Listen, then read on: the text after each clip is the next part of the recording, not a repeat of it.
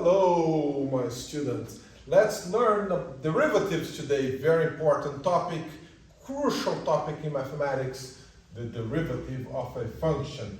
I'm working here with a beautiful f function, taking real numbers into real numbers. Okay, so this is my domain, the set of real numbers. My codomain is also the set of real numbers.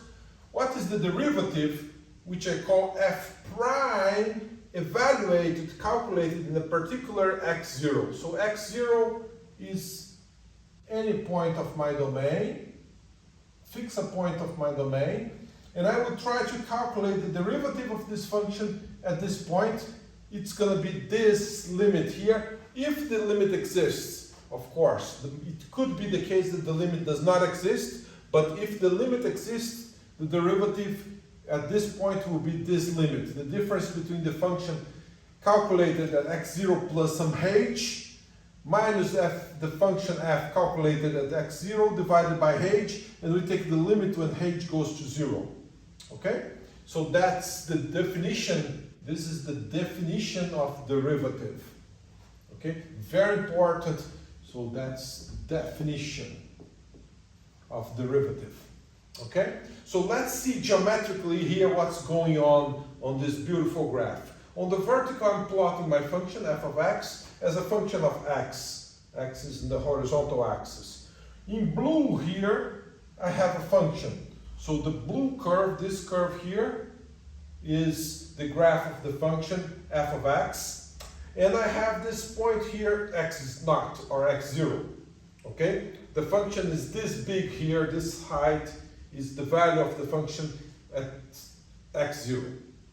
Okay? Now, the formula here is telling me, make a perturbation, make this x0 plus something. This something could be positive or negative. To facilitate, to make it a bit easier, my explanation, think about positive values of h. If it's negative, it's the same.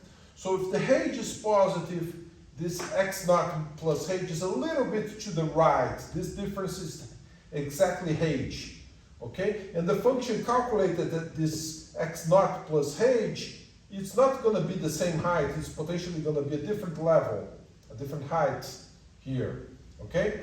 So this height here is the function calculated at x0 plus h, this height, from this finger to this finger, and this height here is the function calculated at x0.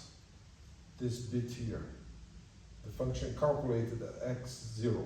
So the difference between f calculated at this point and f calculated at this point, this height, the difference is this much here.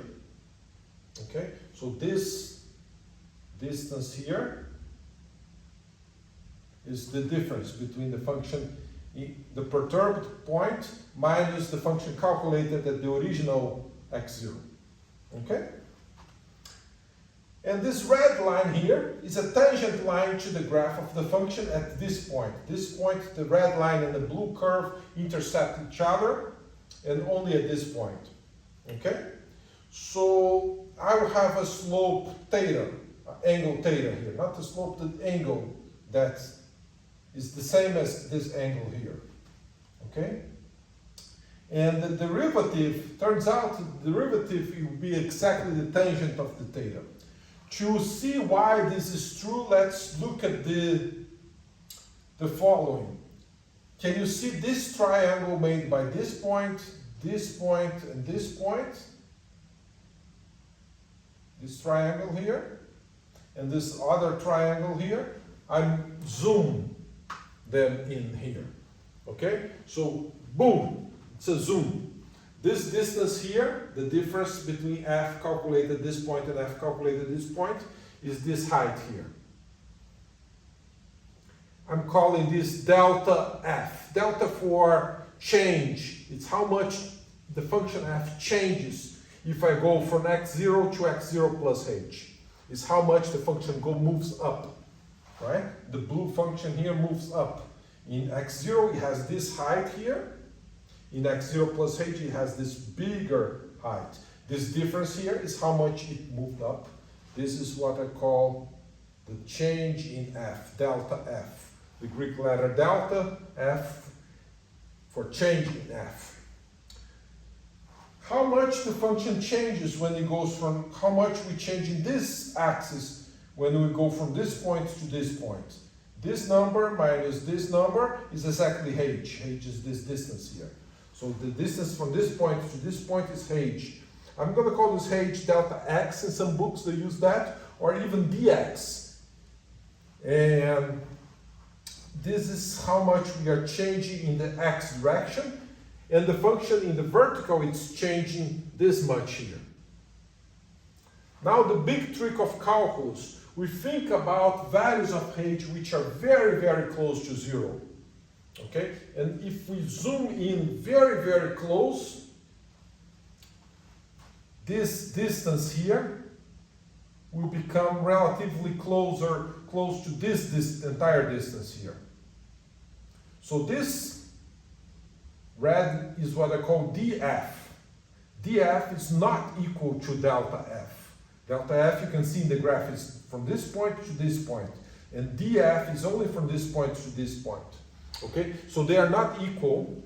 They are different numbers, but if I make this h very small, this difference here will become very, very small, in relative terms. Not only in absolute terms, but in relative terms. Okay? In any event, the tangent of this green angle here is in this right angle triangle made by this point, and this point, this triangle here. The tangent is the opposite leg, the df, divided by this dx. Okay? So this tangent here, it's going to be the df over dx. All right? This is equal. And that's what I write here. And as I told you, this df gets approximately equal to delta f. So this error here will become relatively smaller. The dx will become the delta x. The dx or the delta x is the same thing. And h is the same thing. So the denominators here are always the same, exactly the same. The numerators, I'm not putting an equal because this number is not equal to that. They are approximate. So this is a symbol for approximately equal. There's an error here, okay? It's not exactly equal, but it's approximately equal. And of course, the delta f is this. So I substituted by delta f equals that. So this is equal, really, because this denominator is h and the numerator is the numerator. But from here to here, it's not exactly equal. So the tangent of theta is approximately equal to this quotient here, what we call Newton quotient. And if I take the limit, if I make this h approach 0, this Newton quotient here, this quotient is the same as this. The Newton quotient here is approximately the tangent. Then if I make this h equal 0, it will become equal to the tangent. Okay? So that is the derivative. If it exists, in some cases it exists, in some other cases it does not exist. Let me provide you a concrete hands-on example. Okay? So first, an idea here. The central idea of calculus is the following. This blue function is curvy. It's a complex, complicated function. So what I'm doing here, I'm saying, you know what? I know everything about straight lines. I know the slope. I'm very good in mathematics of secondary school, in high school, in doing equations of straight lines. Let me just ignore the fact that this is curvy and try to replace the blue function by this red line here. Can I do that?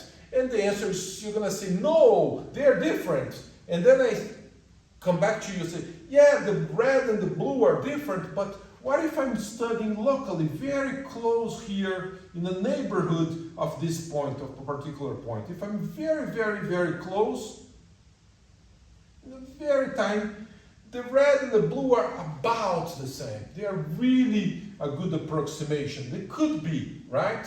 They are when this limit exists. Okay? So the trick here is I'm replacing the complicated blue function which has a formula very enormous, not even writing the formula, by the red curve, which is a straight line. And the straight lines, it's very easy to calculate. We know the formulas, we know everything about straight lines. So that's the main insight, that's the main trick of differential calculus. So let's see how much this function here, in this example, is what is the instantaneous rate of change of this function, what's the derivative of this function at the point x naught equals 3. So by definition of derivative, the derivative of this function at 3 is the limit when h goes to 0 of the function calculated at x naught plus h, x naught is 3 plus h, minus the function calculated at x naught, f of 3, over this h. So let's do it.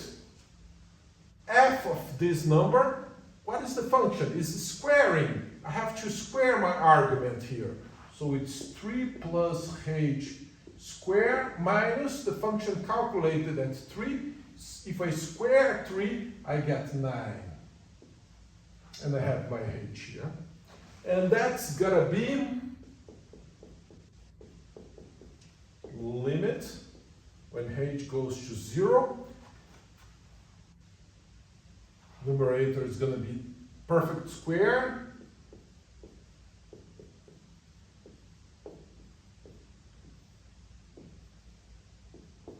And here I can cancel the positive 9 with the negative 9. I cancel h. 6h divided by h is going to be 6. H squared divided by h is going to be h. Okay? And what's the limit of 6 plus h when h goes to 0? This is just 6. Okay? So 6 is the derivative of this function calculated at 3. Okay? So if I were to do the graph of the function, this is the parabola. And I have 3 here. 3 squared is 9. And if I draw the tangent here,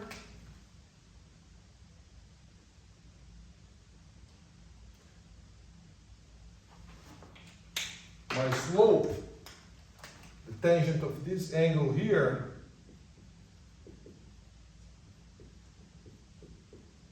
is exactly 6. The derivative. Okay? So in another video I'm going to show an example where there's a function which is not differentiable, but for instance, for a function to be differentiable, it needs to be continuous. There's this big theorem that says every differentiable function is continuous. So if the function has a derivative, is differential at x0, it will be a continuous function at this point. Okay, so if you pick any function which is not continuous in a given point, it's not differentiable. That's already a counterexample. But there are other counterexamples. You could think, for instance, at the absolute value function,